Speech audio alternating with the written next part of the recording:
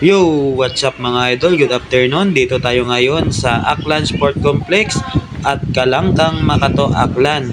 At puspusan na nga ang paghahanda para sa ating 10th Aklan Provincial Rescue Olympic para yan bukas mga idol.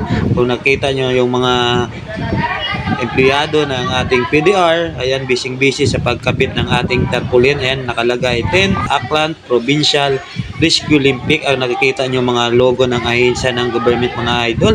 Andyan yung Red Cross, yung PNP, BFP, Coast Guard, siyempre yung Aklan PDR MC. Yan, kung ano pang mga ahensya mga idol na kasali dito sa ating Rescue Olympic.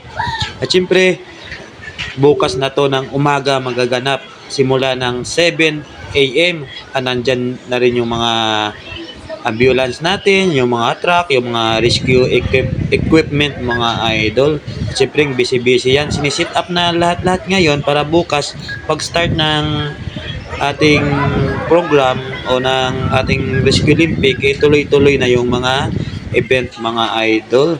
Kaya todo meeting, todo briefing para okay na ang lahat. Kaya mga idol, tara samahan niyo ako, ikutin natin kung ano yung sit up ng bawat municipality dito sa Aklan, tulad ng yan, yung Libakaw, ayan. Yan din yung Madalag. Ayan, bali yan yung mga tent na yan, yan yung mga ano nila bukas, yan yung mga pwesto nila. Ayan. Ikutin natin yan.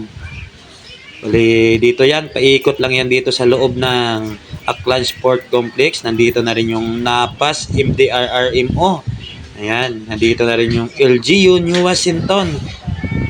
Meron ding Ibahay. Bali, may kanyang-kanyang tent yan mga idol. Sila yung mga kasali sa ating Rescue Olympic bukas. Bali, pagalingan yan mga idol. Kaya abangan nyo yan sa ating vlog. Nandyan na rin yung tent ng ating New Washington.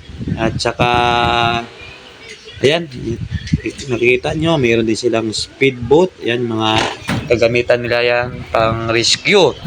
Dito na rin yung Burwanga, yung Liso. Ayan, yung mga fire truck nila, ambulance, mga speedboat, at lahat-lahat na equipment tulad ng mga life jacket, pang rescue ba.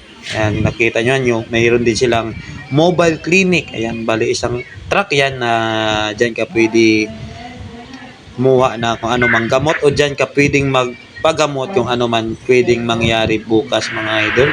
Siyempre na-ready na rin yung swimming pool ng ating Aklan Sport Complex. Baka dito din magaganap yung mga, halimbawa yung mga droning incident. Dito yan magaganap, kundi nandun sa Novetas, sa baybayin ng Novetas naman siya mga idol. Kaya nga busy ang lahat. Nandito lahat yan, every municipality ng buong Aklan mga idol. Kaya abang-abangan natin ang mga ganap bukas mga idol. Yan, nakita nyo na lahat. Sigurado bukas punong-puno dito mga idol, kahit napakainit. Rain or shine kasi yung Rescue Olympic mga idol. Kasi pagdating ng rescue ng mga aksidente, rain or shine, walang pinipili ng panahon mga idol.